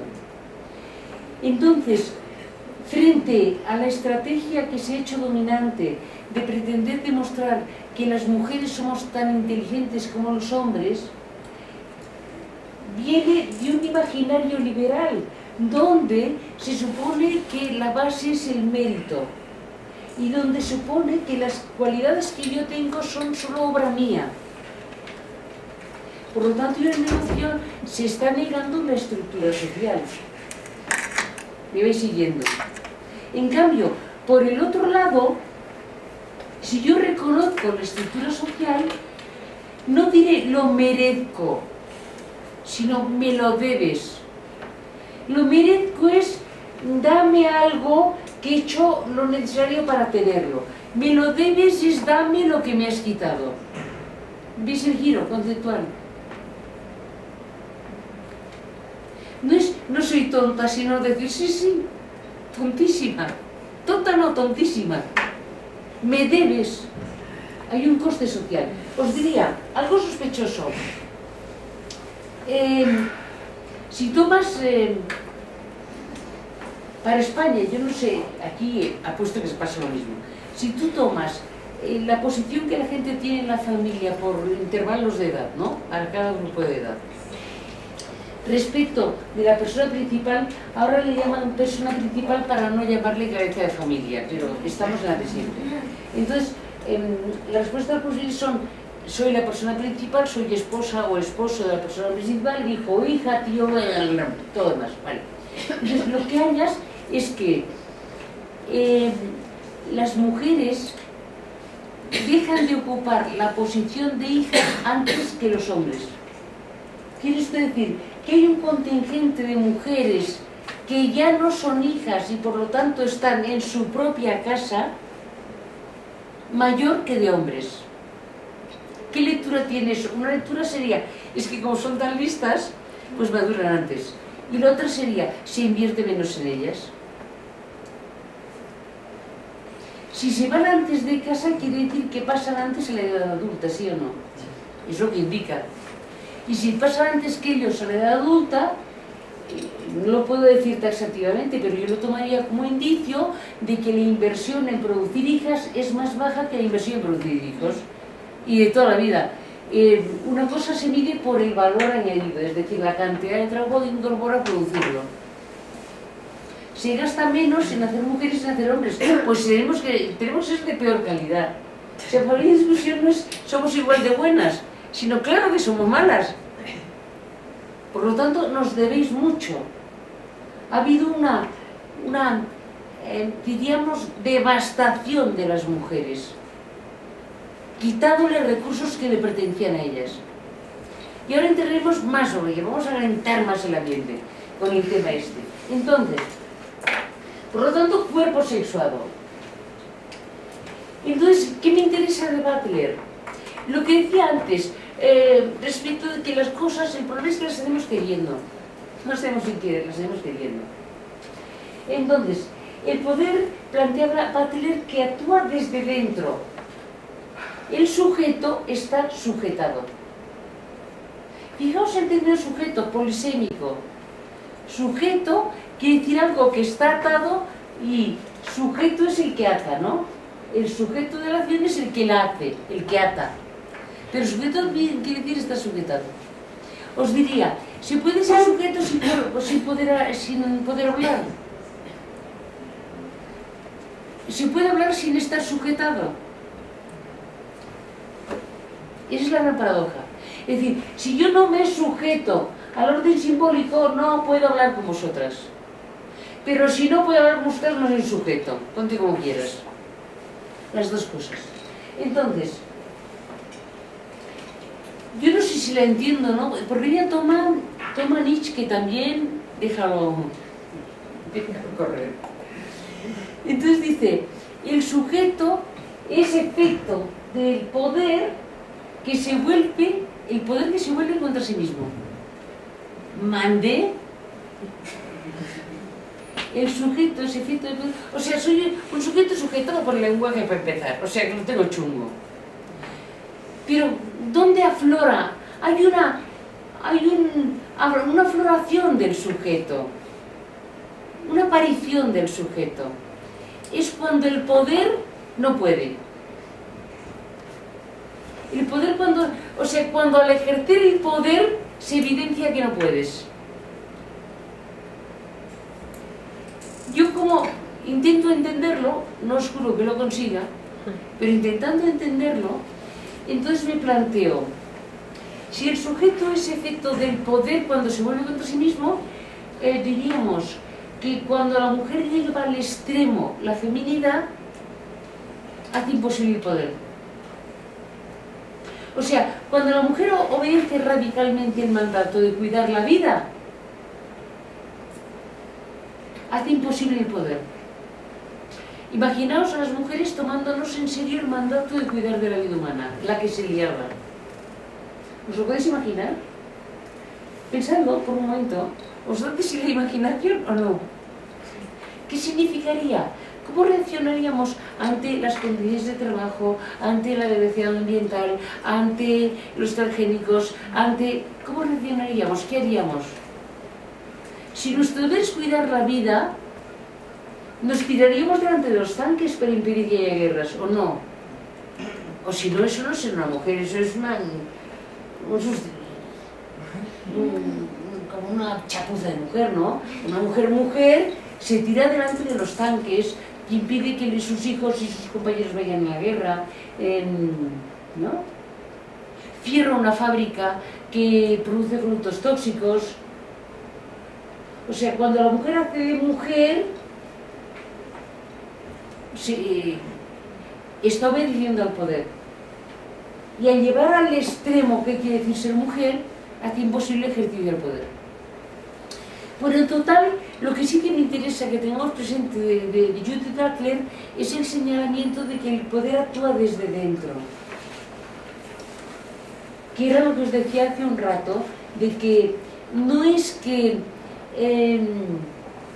hay unas condiciones estructurales que me fuerzan, o bien, fijaos, hay tres posibilidades. Condiciones estructurales que me arrastran en una cierta dirección. En mí no hay un sujeto, soy simplemente un instrumento de la sociedad. Soy el puro instrumento de la sociedad. En el otro extremo, en mí hay un ser con capacidad de decisión, con anhelos y deseos propios y autónomos. Sus anhelos y deseos dependen de sus cualidades personales y no de circunstancias históricas.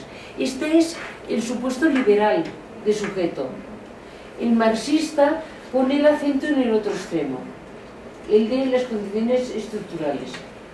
Y luego habría la posición esta de Butler, entendería yo, que significaría que el poder actúa desde dentro, quiere decir, yo quiero, hago las cosas queriéndolo, no contra mi voluntad.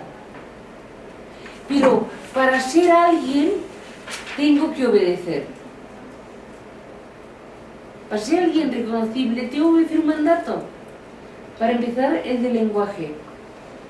Y lo que plantea Butler es que, como además los seres humanos necesitamos una mirada de reconocimiento, esto, el horror de la extrañeza, que no sé si habréis vivido en ocasiones, en la mirada del otro, puede llevar desde a ser reconocible, te lleva a ser identificable. Y llevarte a ser identificable quiere decir, para que tú me veas y sepas quién soy, yo he de ser como algo. O sea, si tranquiliza mucho que yo tengo aquí una persona y digo, ah, es una mujer, ah, es un hombre, ah, ha estudiado una carrera, ah, es médico, ah, es... tranquiliza enormemente. Y es muy tranquilizador en las dos direcciones. Que sea un interrogante lo que tienes delante y que el que te está mirando no ve quién eres. Es horroroso que no vea quién eres. No sé si habréis observado cuando vais de ligue un fenómeno que se da cada vez con más frecuencia. Me lo imagino porque no lo vivo, pero yo creo que está pasando, a ver si me equivoco. Dada la sociedad en que vivimos, está pasando. Es como las estrellas que los físicos dicen dónde están, aunque no las vean por el telescopio, por lo mismo. Que vayas pues a un bar de copas y miras a una persona para ver si te miran. Y lo que estás viendo es que ella mira si tú la miras a ella. Ese vacío de la mirada, horroroso. ¿Os lo imagináis? Yo miro si me mira, pero el otro está mirando si yo le miro. O sea, no me mira ni yo le miro. Es el vacío radical, ¿no? Bueno, total que eso es que no aguante. Entonces, ¿qué quiere esto decir? Que adquirimos una identidad. Nos identificamos con algo que sea reconocible. De tal manera que la adquisición del género es deliberada y voluntaria porque tenemos una necesidad extrema de reconocimiento. A ver, la frase del niño que empieza a hablar es mamá, mírame. ¿O no? Y hasta que no la he mirado, no para. Se requiere de entrada la mirada del reconocimiento. Entonces, por lo tanto, diríamos, el poder actúa desde dentro y, vuelvo a insistir, que actúa desde fuera. Y se reduciría a lo que os vengo repitiendo, que somos menos sujeto, o dicho de otro modo, los hombres son menos sujeto de lo que se pretende y las mujeres más sujeto de lo que decimos que somos.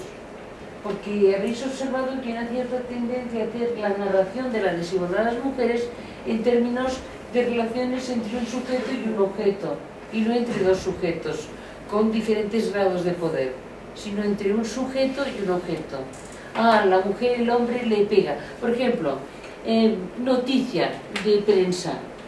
Una mujer que durante 30 y no sé cuántos años fue maltratada y por su marido no sé qué, no sé cuántos. ¿Cuál es la noticia aquí? Mujer objeto es maltratada por su marido. ¿La puedo pensar sujeto, esa mujer? Y a ver, es natural, o sea, la noticia es que el tío le pega durante 33 años. Vamos a ver si nos aclaramos. ¿Cuál es la noticia? La mujer aguanta 36.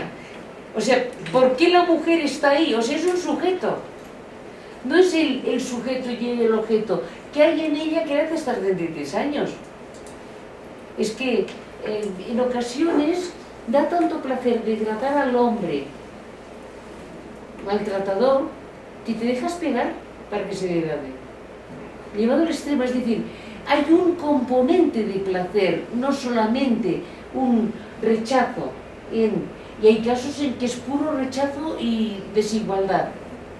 Cuidado, no voy a pretender que no. Pero hay casos muy delicados en que obtienes una satisfacción de lo degradante que es para el hombre pegarte, dejando que te pegue. Te nutre tanto degradarlo a él que eres capaz de poner en juego tu supervivencia física. Porque lo quieres destruir como persona humana. O sea, cuidado con el poder actuando desde dentro y en qué dirección actúa. Entonces lo que yo plantearía sería que hay que considerar estructura y acción. Y acción no solamente por parte de los hombres, sino por parte de las mujeres. En una relación entre sujetos con diferentes niveles de poder, sin duda. Entre sujetos con diferentes niveles de poder. Por lo tanto, estoy reconociendo que los dos desean, los dos pretenden, los dos hacen y deshacen, pero el uno tiene más recursos que el otro para conseguir las cosas, sean físicos, sean intelectuales, educativos, materiales, de la naturaleza que sean. Y ya iremos, me gusta mucho el modelo, descansaremos. ¿Cuánto acostumbráis a descansar? 15 minutos. Bueno, pues entonces podemos descansar a las 6, porque hacemos más corta la segunda parte. El modelo de Iris me gusta mucho por un motivo, porque el interrogante, o sea, el acento se pone en la opresión, no en la mujer. No me interesa, la lectura que yo le hago es mi lectura, no la de John, yo que sé, que diga lo que tenga que decir. No me interesa la mujer per se, sino por la opresión. Interesada por la opresión me encuentro de narices con la mujer. Al buscar la opresión, porque la rechazo, lo que hay es la mujer. Y por lo tanto mi objeto de atención, de interés, es la opresión. Obviamente esto tiene, primero, ventajas, en el sentido de que por el otro camino puedo entrar en toda la diatriba sobre diferencia de desigualdad, por ejemplo. Con lo que os he dicho hace un momento sobre que el cuerpo también es género, problematiza enormemente la supuesta diferencia de la mujer, porque en el fondo admitir que el cuerpo también es género es como decir que hay desigualdad, y la posible eventual existencia de diferencias entre el hombre y la mujer requeriría la eliminación de la desigualdad. Es decir, si entiendo que los cuerpos se producen en condiciones de desigualdad, ¿cómo puedo yo extraer la posible existencia de diferencias entre mujeres y hombres? No de otro modo que sobreviviendo a la desigualdad. Por lo tanto, me voy a centrar en la desigualdad, y si como resultado afloran o se evidencia la existencia de diferencias entre mujeres y hombres, pues vale, de acuerdo, no estoy ni a favor ni en contra, lo que haya, ¿no? Pero hay que poner acento en la desigualdad. Entonces, y el otro aspecto, el poner acento en la opresión, significaría estrategias de alianza con los oprimidos, una lucha común con las personas en posición de oprimido. Y ya empieza por explotación, y estoy totalmente de acuerdo con la compañera, Para entrar en el tema de la explotación, empezaré por algo que me ha ocurrido de manera reiterada, que ha sido que la gente preguntó, pero bueno, ¿cuál ha sido el origen de todo esto? Y muchas veces pues ya la gente tiene su propia respuesta, ¿no? Y se supone que el origen es que como allende de los tiempos, pues las mujeres cuidaban de las criaturas, pues lo que ocurría era que no podían obtener alimentos ni protegerse. Y la desigualdad social de las mujeres nace en la dependencia de las mujeres respecto a los hombres. Esa es la manera de explicar. Y en esa explicación nos aparece siempre el hombre cazador, ¿no?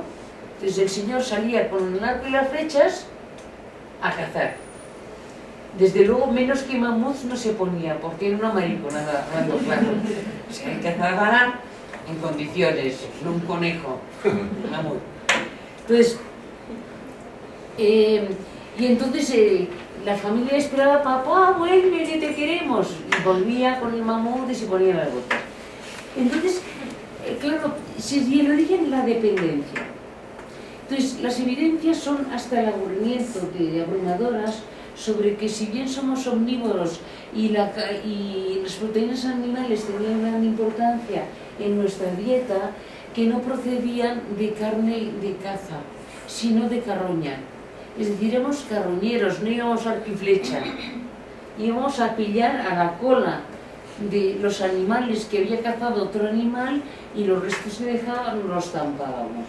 O si no eran insectos, pequeños roedores, iba de eso la proteína animal que ingeríamos, y no de caza. Debemos además añadir que para que fuéramos de caza tenía que haber un cierto excedente económico, o si no hay excedente económico, excedente económico quiere decir, se obtiene suficiente alimento para que alguien se entretenga en inventarse un arco y flechas. ¿Me explico? Hace falta excedente económico, si no hay arco ni flechas.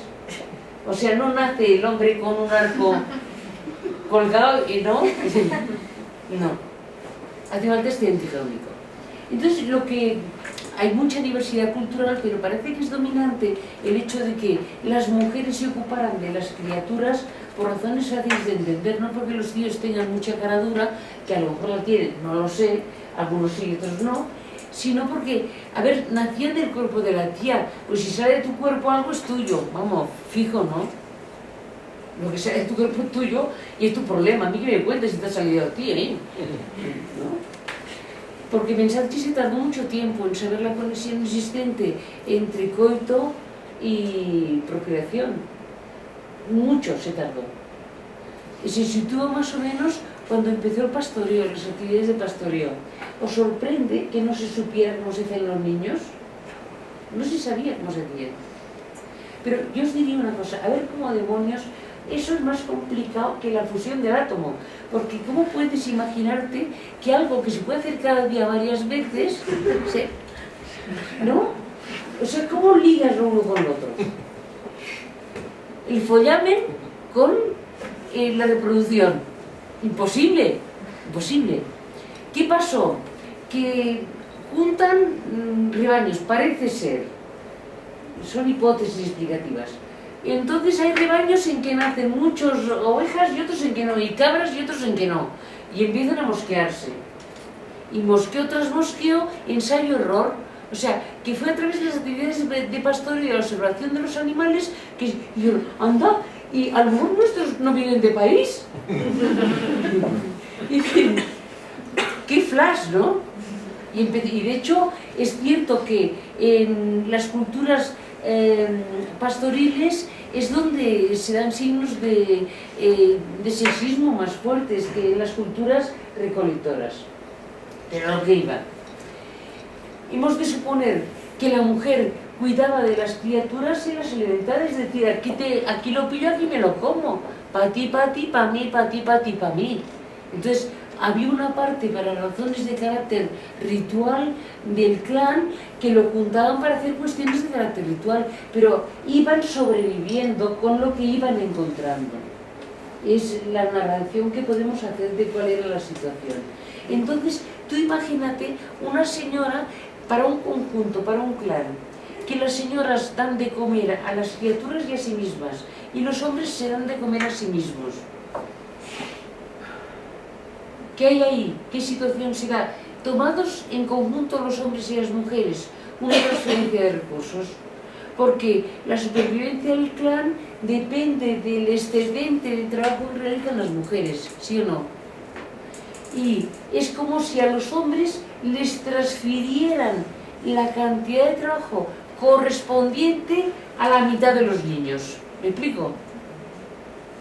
Ellas ahora se ocupan de la totalidad de los niños, por lo tanto a los hombres le están transfiriendo la cantidad de trabajo correspondiente a la mitad de los niños. ¿Eso qué nombre tiene? Explotación. La explotación es una transferencia sistemática de recursos de quien los ha producido a quien no los ha producido. Es explotación. ¿Qué quiere esto decir? ¿De dónde nace el poder de los hombres?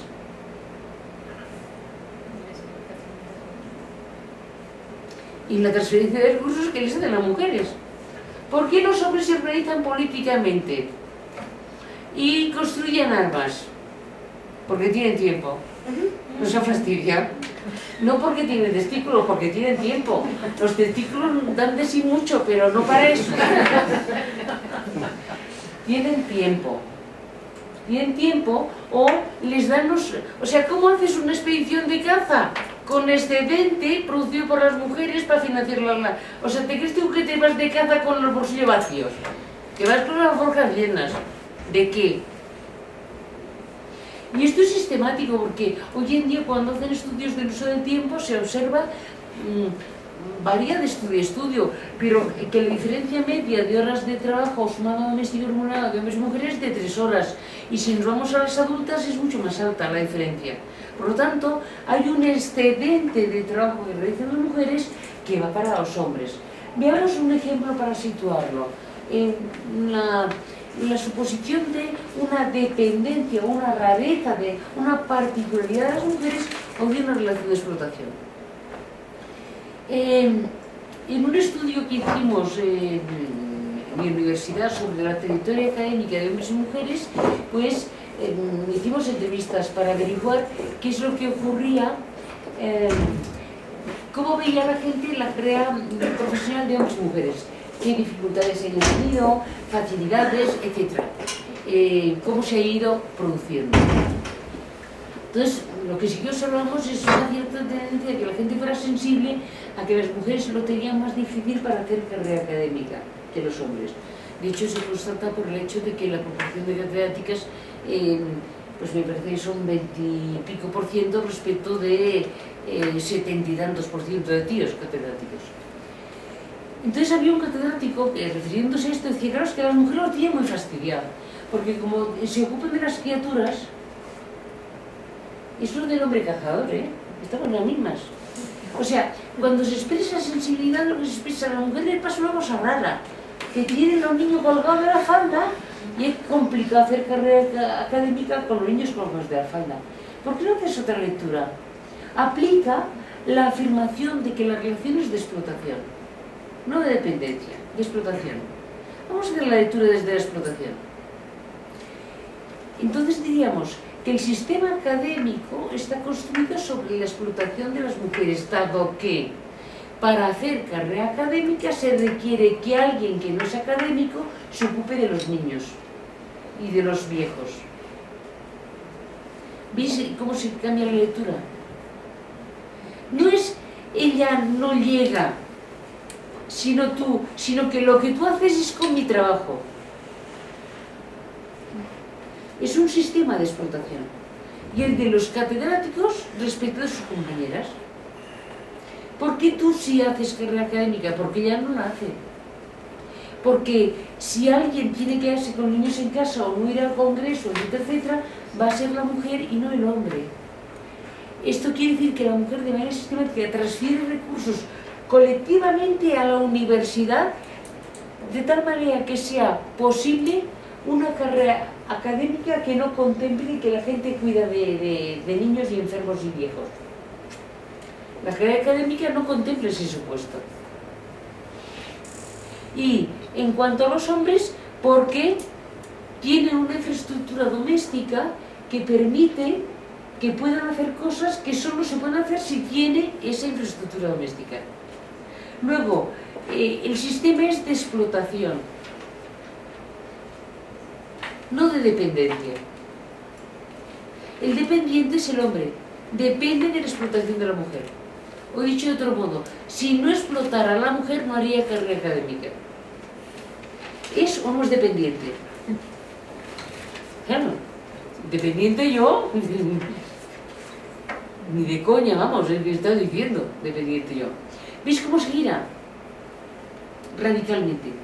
Pero problemita. ¿De qué depende el cambio? De las tías. O sea, olvídate de los hombres. Esto significa que el poder de las mujeres lo producen los hombres, de los hombres lo producen las mujeres. O sea, las mujeres no tienen, los hombres, que lío de mujerión, por favor, que ya tengo problemas de identidad total. Que los hombres no tienen per se poder, que el poder que tienen viene dado por la transferencia económica que de manera sistemática e históricamente han venido haciendo las mujeres a los hombres. Es donde la respuesta al problema no está en los hombres. De algún modo diríamos, hay dos sujetos, sí, pero de fondo hay uno solo, que es la mujer. En la medida en que es explotada. Es el único sujeto porque es objeto de explotación. ¿Por qué digo es el único sujeto porque es objeto de explotación? Porque el otro solo tiene poder porque ella produce. ¿Lo pilláis? No sé si me explico. Es que no os quejáis. Y claro, yo voy perdida. Ni si me explico o no me explico. O sea que el sujeto que explota no es sujeto. ¿Eh? El sujeto que explota no es sujeto. El hombre que explota no es sujeto. El hombre, o sea, no es que el hombre la explota, es que ella se deja explotar.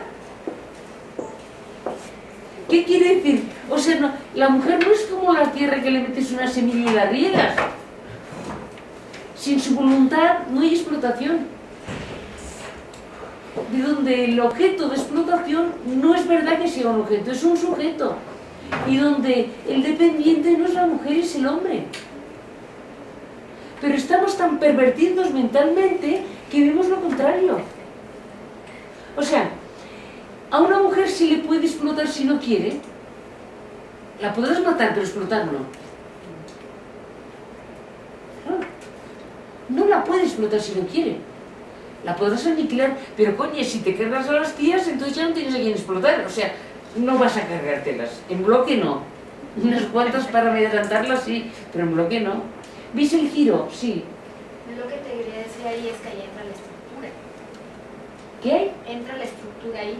En ese momento de la explicación, donde dices, bueno, las mujeres se dejan explotar, sí, pero hay una estructura que permite, que genera un ambiente de competencia en donde si estas deciden dejar de producir para esos hombres y transferirles sus recursos, hay otras que encantadísimas de ir.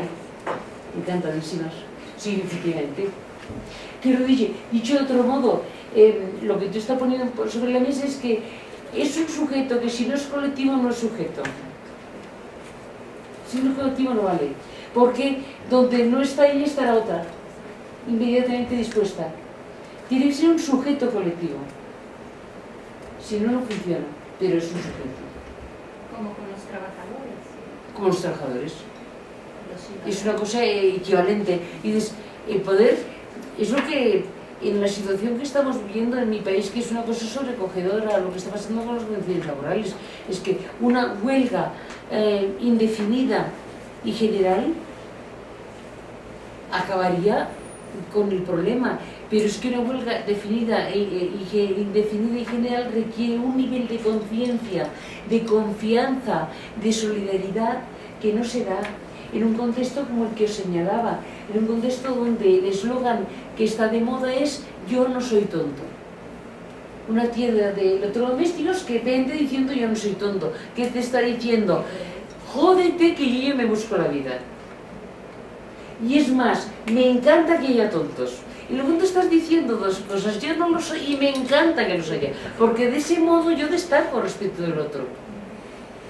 En ese contexto en que tú vendes